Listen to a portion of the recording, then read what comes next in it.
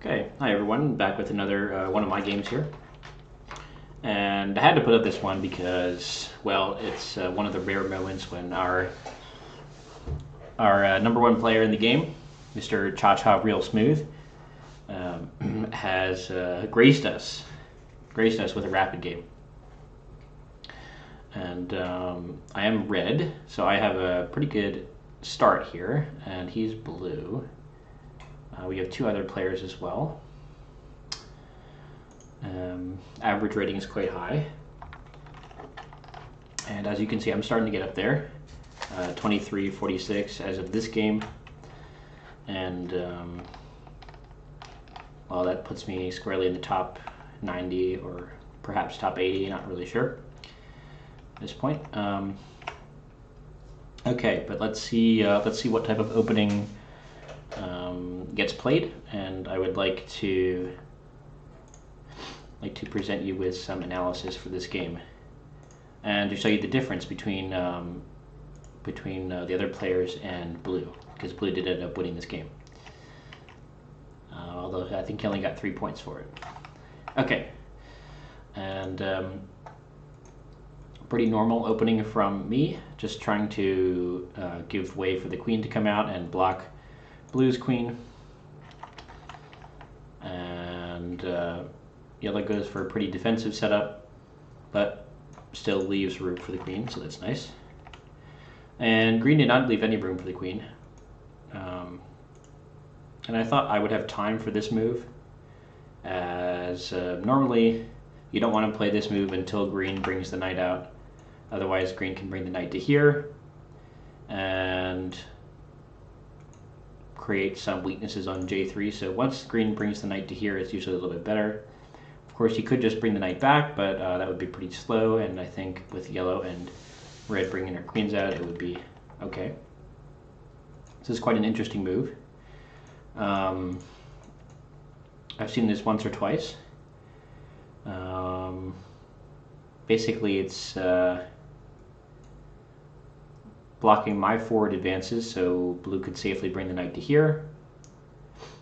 While if I choose to en passant, that would open up blue's rook as well, and the bishop is already open. So this is a very fast opening from blue, and it also gets the pawns rolling towards the center. It's very nice. I like it a lot. And also red cannot bring the knight to here, because then this pawn hangs in many variations. So I like it. And since blue is on my left, anytime I move this pawn, blue could take the bishop first. So blue is really restricting my movement at this point on the queen side. It's a nice choice. And okay. And incidentally, even though he is playing blue, Cha-Cha has not decided to move the queen's pawn and move the queen out through this path yet, which is interesting. Okay, develops the bishop. Okay. All right, and green and blue are going for a bit of a double team over here. So I take this moment, since green is attacking this way, it'll be hard for him to double attack me, as yellow could follow up on him as well at this time. So actually, at this point, I did force blue to make this concession, which is very nice, and that allows me to bring my bishop out safely and provides a future for my king on this file, in this direction. And this trade of pawns is fine. It's a little bit of a loss, though, because, well, yellow can't take advantage of the open file while green can with the rook. And while I do have this move, I'm not going to play it yet. I was sort of delaying the queen development, but I want to get that going now. Okay, and here I decided to make a very slow move.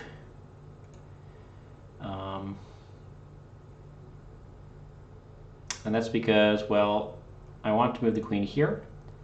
And in that case, blue could take this pawn, and green could push this pawn. And if they do that coordinated movement, I would rather have protection on this bishop than not, for when I have to move the queen and then blue takes this bishop. Or maybe not move the queen, but capture this en passant, right? Okay. So to finally bring the queen out, and here we go.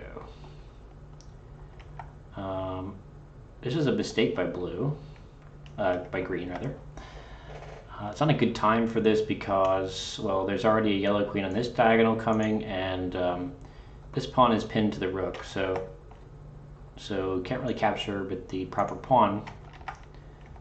And at that point, well, your king's very compromised in the side there, but first I want to get my king safe and sidestep everything. This is a long-term weakness for green that's hard to get out of, so there's really no rush. And he moves away that way. Now, I should mention, we did actually have a checkmate here. If red takes this green pawn and yellow checkmates. I was a little bit worried about blue doing some shenanigans, and since blue is the strongest player here, I didn't want to give him so many opportunities. Because when I take here, yellow mates, I have to go ahead and take yellow's queen, so that's 2 moves committed. Red could do a lot of damage to me within 2 moves. Blue could, and not only that, but I wanted to see what would happen. Since green's king is already compromised, I wanted to experiment at least with a different strategy here, where we, instead of mating green immediately, where we build up a point lead and then use that against blue. So basically, the idea would be that we can pretty much kill green at any time, but instead we just go ahead and farm him. So I'm sure everyone's aware of the term farming as it's used in video games. But basically what I wanted to do here was to farm green, take a knight. It would be long-term difficult for green to protect the king with this weakness on this diagonal. Okay, it's not actually so hard for him to protect it now, and perhaps, I mean, I know this farming plan was ambitious because I know the result of the game. But I wanted to try it. I'm sure yellow was a little bit peeved at that, but I think it was worth trying for a game. And okay, getting off of the diagonal from green's checks, also very important. So moving the king to the corner. And this is a little bit of a shaky situation because blue, who's the first mover, got an attack on this pawn, which is a pretty critical pawn right now. And so I was a little ambitious with this queen capturing the knight, but I thought we had to do it. So now, thankfully, green didn't attack me very violently here, and I was able to just make a quick pawn move here. Blue came in with another attack. Now green could theoretically attack my queen, right? But that would also be opening up his king's diagonal, which would not be so good. So then green did not do that. Instead, he moved back, and I made a... sorry, actually what he did do was attack my queen. So at this point, you know, if you're getting checked and your queen's getting bounced around, you know, if I bring the queen back here and there's a check and it gets attacked again, it's just a bounce house for my queen. So I have to make in addition, there's an attack on my rook here. So there's too many things to defend them all right now. So I just tucked my queen away over here. It's got protection from yellow's knight, and there's no way for anyone to attack it in one move, other than yellow, obviously. So basically just assumed yellow wouldn't attack me here.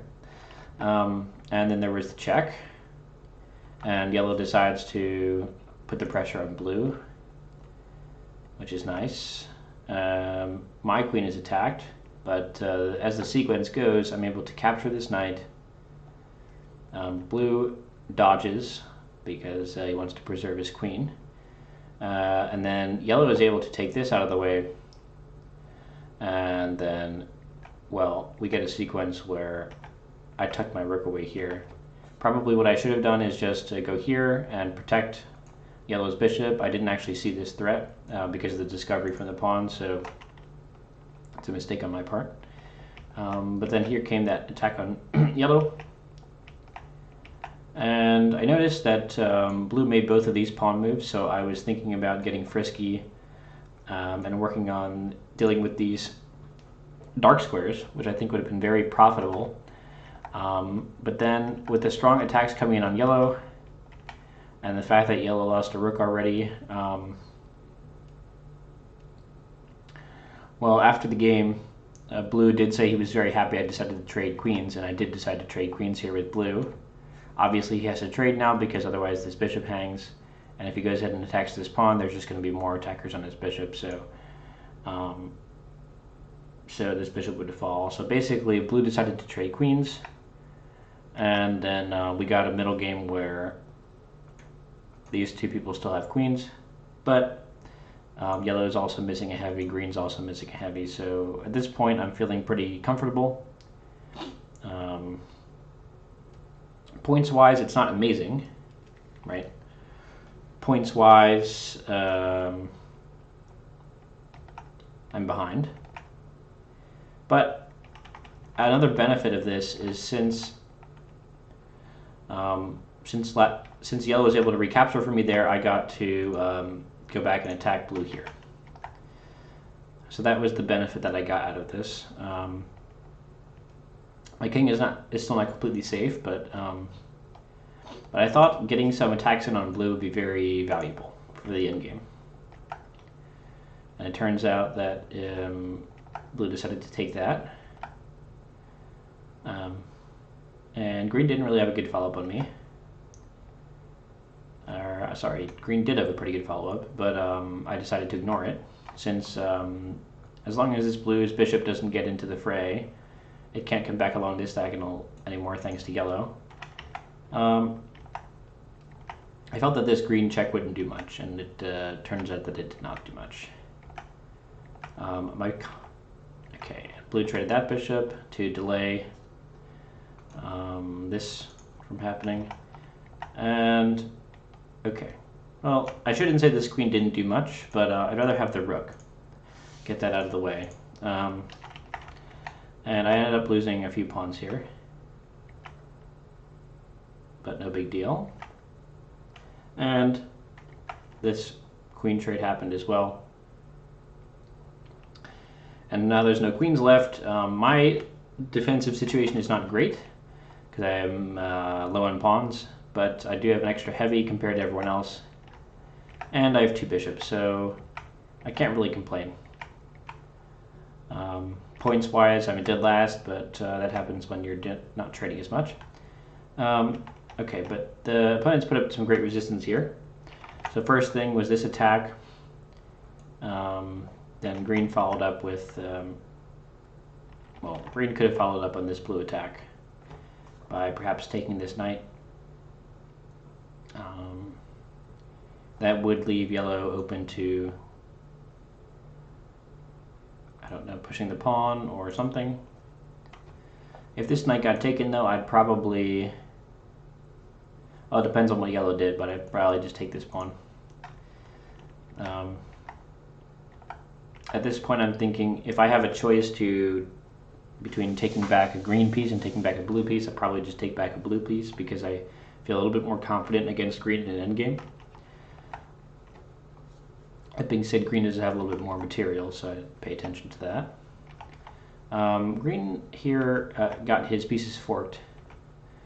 Now, I feel that this attack could have just come anyway, but then I guess his rook gets attacked and this knight falls, so yellow just forks the bishops, green sacks that one off for a knight, and we reach this position.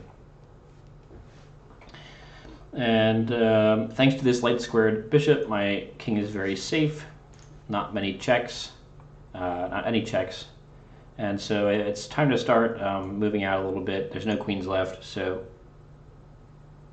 the next stage is going to be the pawns. And I have to say at this point I didn't have very stellar play. I could have taken this knight right away.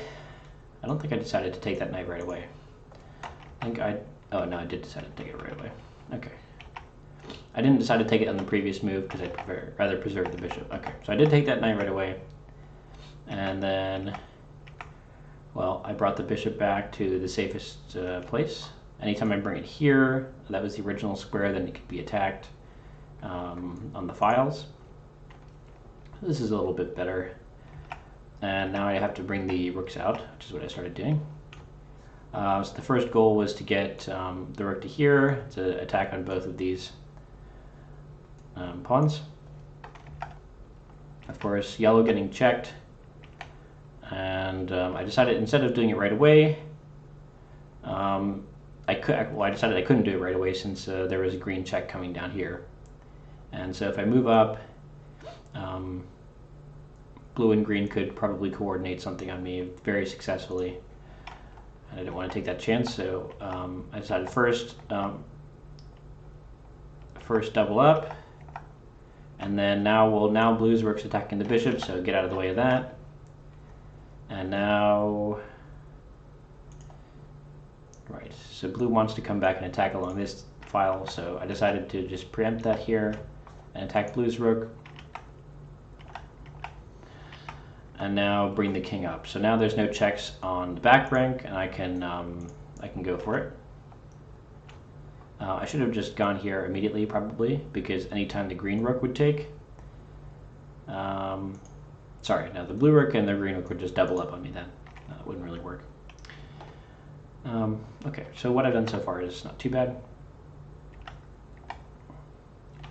And blue decides to get rid of that pawn. Since we just have too much protection on it anyway, like we're both trying to make it promote. I have all my rooks on the proper file to help it promote. So does yellow, so blue just decided to take that out of the way. And now, yeah, right, now they're opening up another diagonal, but I have both of those squares where the rooks can currently check from protected. So I thought, okay, let's just block the blue pawn now, perhaps retreat the bishop to here, and then activate the rooks. There's probably a better move in this position since this pawn can't easily move anyway. Could probably just go with the rook here and start attacking. Decided to block with the bishop, probably not the best. And then the rooks have to come out through another route, which is slow. And I did also miss that this is coming from green and blue, so green and blue got a nice check here. And they're slowly trying to mate. But here I have a nice attack on green, so green has to slow it down a bit. And green comes back to protect. So at that point I decided, all right, I'm going to, why did I go there? Oh yeah, sorry. And then since green moved out of the way, then blue checked me. So I lost this rook.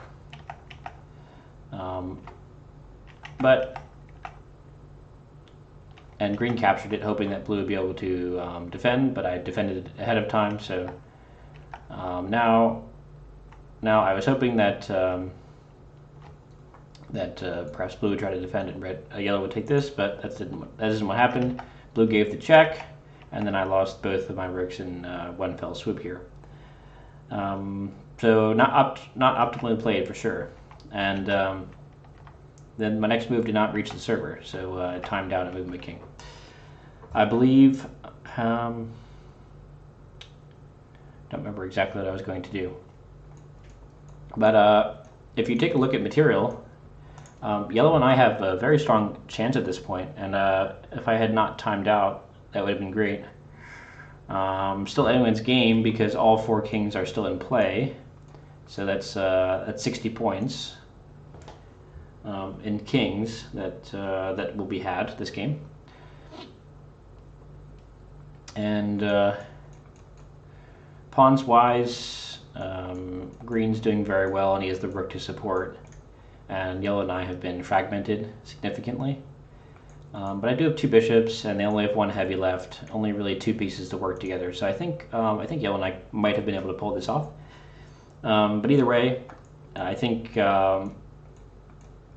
blue and green outplayed me at least, especially with that sequence where they were able to get both of my rooks in the last round of moves. Really spoke to their teamwork and their calculation, some tactics that I missed. And so let's see what happened for the rest of the game here. Obviously my king is not being actively controlled, so it's not going to take those free pawns. And as you can see, yellow is sort of getting squeezed, and it's much easier for green and blue to make queens. Blue is not really doing anything except trying to promote right now, and even gave away this checkmate because he knew that there was a free king over here for later if he could win the 1v1. And blue is the first to promote, and carefully, let's see, carefully goes ahead and, okay, well, this is a bit of a mistake from green. Green did have a promotion on that bishop. So green probably should have won the game, but actually didn't see that because I came back to the game later when I was originally spectating it. Green could have been an extra queen, and then, well, he's already ahead in points by over 20, so that would have been enough. And after a couple of the pawns got mopped up, green resigned, and it was a great game overall. Both of the players here are very strong in normal chess as well. 2293 bullet for LMX Biz, and Cha-Cha as a 2452 blitz rating. Very strong player, so both of them were able to take their normal chess skills and convert them to 4-player chess very well. And thanks for being here, everyone. It was a good game to review, and I'll be bringing you more in the near future. But yeah, this is my first and only game so far with the #1 player, and it turned out to be a very nice one. Talk to you in the next video.